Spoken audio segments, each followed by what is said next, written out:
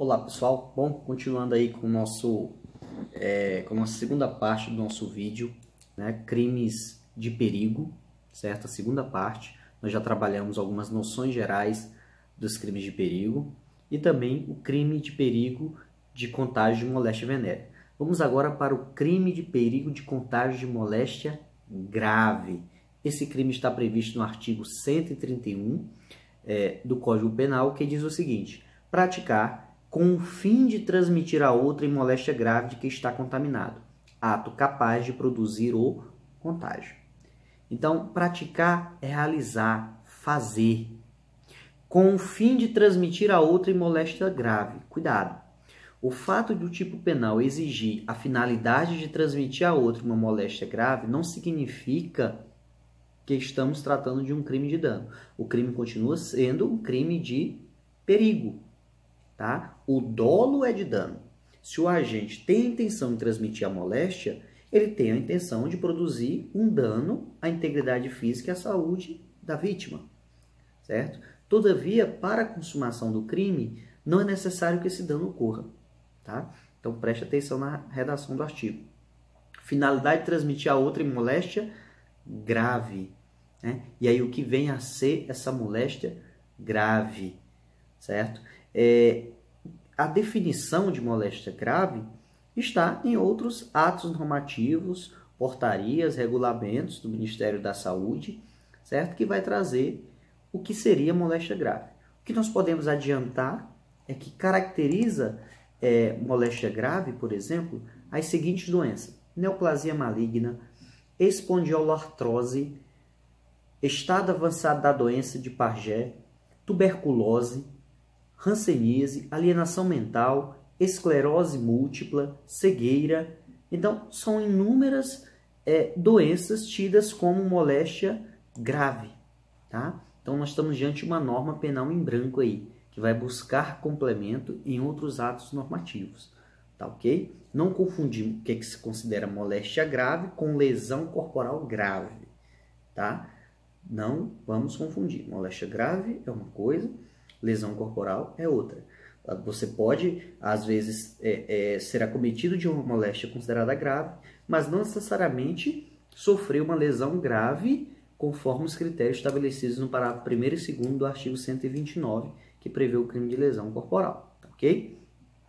Então, praticar com o fim de transmitir a outra em moléstia grave, de que estar contaminado, certo? Ato capaz de produzir o contágio.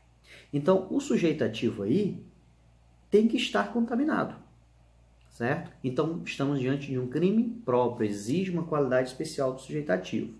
E o ato que ele praticar tem que ter capacidade, potencialidade de transmitir a doença. E quais atos? Bom, aí é livre, né? A doutrina estabelece que trata-se de crime de ação livre. Então, nós podemos ter inúmeras situações.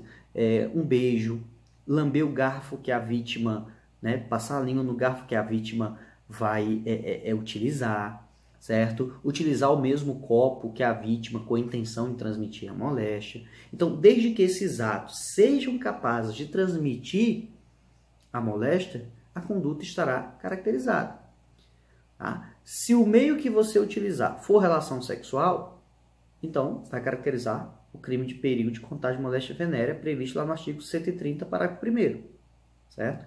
Agora, se for uma moléstia grave que não seja relação sexual e você pratica com a intenção de transmitir, vai ser este crime que nós estamos estudando do artigo 131, tá ok? Se a moléstia venérea for uma moléstia grave, mesmo sendo venérea, e o meio que você buscou transmitir não for relações sexuais, você pode responder por este crime do artigo 131, perigo de contágio de moléstia grave, tá ok? Então, é importante essa informação.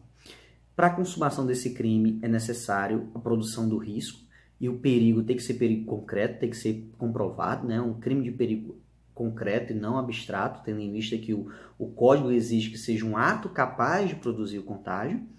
Tá? A tentativa é possível, pune-se a modalidade tentada, tá ok? Mas não há previsão da forma culposa. Então é necessário aí o dolo direto, o dolo de transmitir a moléstia, embora não seja necessário a produção, a transmissão da moléstia, certo? Para que ocorra a consumação. Importante mencionar também que tanto o crime anterior do artigo 130, exposição a perigo de contágio de moléstia venérea, e esse crime atual, perigo de contágio de moléstia grave, são crimes subsidiários. Se o resultado ocorrer for um resultado mais grave, que caracteriza um crime mais grave, o agente responde pelo crime mais grave.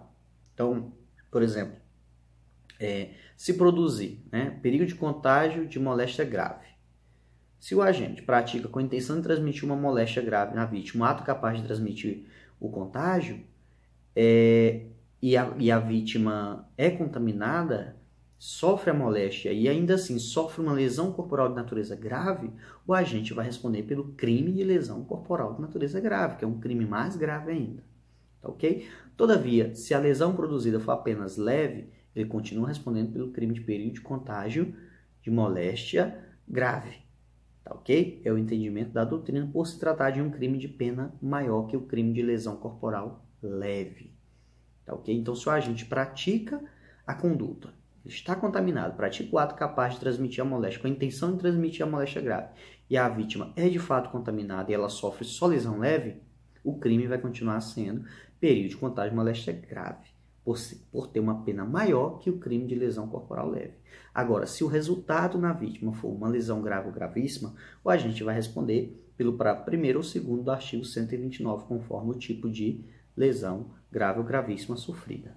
Ok? Importante observação aí. A ação penal é ação penal pública incondicionada, tá? Não está condicionada à representação da vítima. Um outro crime de perigo é o crime de perigo para a vida ou a saúde de outrem, previsto no artigo 132, que diz o seguinte: expor a vida ou a saúde de outrem a perigo direto e iminente. Expor é sujeitar alguém a uma situação, certo? Ao quê? A um perigo de vida ou saúde, a uma agressão à vida ou à saúde, certo? E esse perigo tem que ser direto ou iminente, certo? Perigo direto é o dirigido a uma pessoa determinada. Você expõe a perigo uma pessoa determinada, específica. Iminente, o perigo é atual, é agora, certo? Da conduta que expõe resulta um perigo imediato, tá ok? Então, por exemplo, você o patrão que deixa de oferecer os equipamentos de segurança do trabalho para o seu empregado. E ele sofre uma situação concreta de perigo. Você está dirigindo e resolve tirar aquele fino no pedestre, né? Por brincadeira, no amigo, tira aquele fino. Não precisa atingir, mas já caracterizou ali o crime de perigo. Uma fechada no trânsito também caracteriza, além de infração de trânsito, um crime de perigo, tá? O crime de exposição a perigo à vida ou à saúde de outrem. Então, é um crime de forma livre, existem várias formas de se praticar esse crime, certo? Às vezes você está manuseando um objeto que tem probabilidade de lesionar alguém muito próximo da pessoa. Então, o simples fato de expor a pessoa àquele risco, aquele perigo, já caracteriza o crime. Tá? Então, não é necessário que o dano ocorra, basta a exposição a perigo. É um crime de perigo concreto, ou seja, é necessário que se prove o risco, que se prove o perigo, não basta a prática da conduta, certo? Não se presume o risco, é necessário que, diante do caso concreto, se prove em que consiste o perigo que a vítima sofreu. Tá? Então, esse é o crime de expor a vida ou a saúde de outro a perigo direto iminente. Prevê pena aí de detenção de 3 meses a 1 ano, assim como os demais crimes anteriores, certo? Ele admite a suspensão condicional do processo. Tá? Uma outra informação interessante é que é um crime comum, qualquer pessoa pode praticar, tá? E ele tem também aqui uma causa de aumento de pena, tá?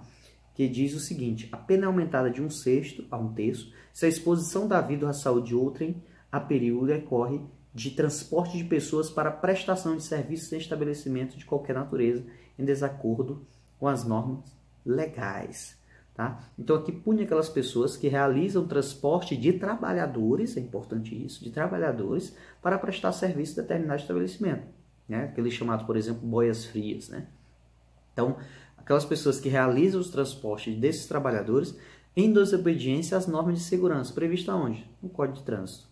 Então, pratica esse crime aqui, tá ok? Então, é um crime de ação penal pública incondicionada, independe do consentimento de quem quer que seja para persecução penal, tá? Então, nós fechamos aí essa segunda parte dos nossos comentários relativos aos crimes de perigo, tá ok? Não perca, a terceira parte a gente já vai iniciar, a terceira parte com o crime de abandono de incapaz.